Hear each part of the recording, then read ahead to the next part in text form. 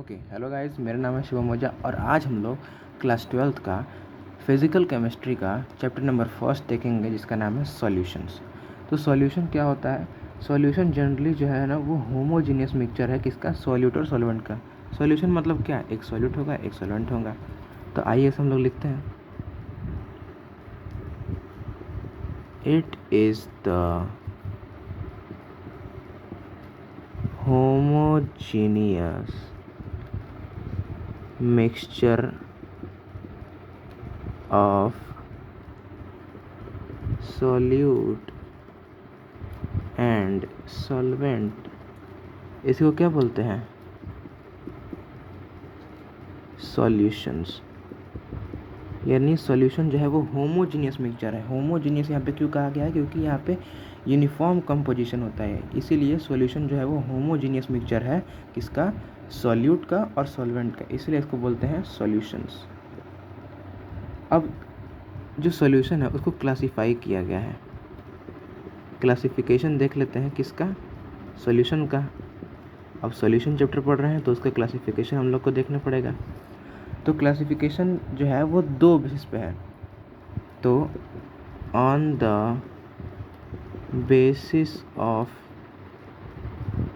Nature of solute and solvent, एक ही पहला basis ये हो गया नेचर के आधार पर सॉल्यूट और सॉल्वेंट का, और दूसरा बेसिस है on the basis of number of solute substances।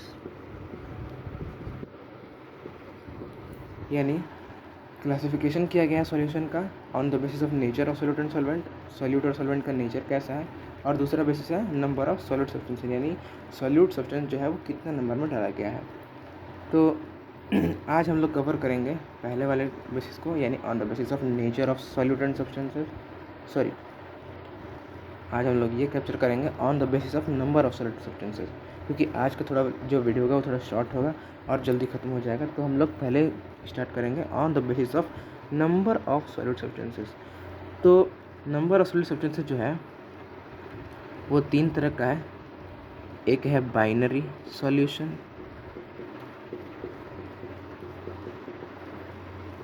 Binary solutions में क्या होता है कि जनरली एक सॉल्यूट और एक सॉल्वेंट ही होता है। यानी शॉर्ट में मैं लिख रहा हूँ consist of one solute and one solvent. इसको क्या बोलते हैं? बाइनरी सॉल्यूशन, जिसमें एक सॉल्यूट और एक सॉल्वेंट होता है। एग्जाम्पल इसका क्या आ जाएगा? शुगर प्लस वाटर, या फिर सॉल्ट प्लस वाटर, कोई भी प्लस वाटर हो जाएगा। दूसरा टाइप आता है ट्राइनरी सॉल्यूशन, या फिर टर्नरी सॉल्यूशन, बोलिए, दोनों बातें की ही है। इसमें क्या होता है, अब बाइनरी सॉल्यूशन में एक सॉल्यूट था और एक सॉल्वेंट था।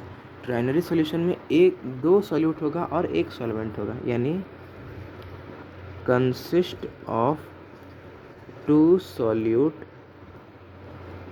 And one solvent. इसका एग्जांपल क्या हो जाएगा? Sugar plus salt plus water.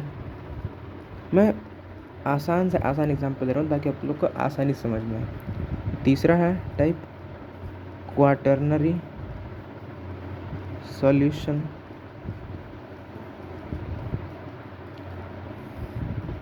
अब देखो, बाइनरी में एक सॉल्यूट था एक सॉल्वेंट था, ट्राइनरी में दो सॉल्यूट था दो सॉल्वेंट था, क्वाटर्नरी में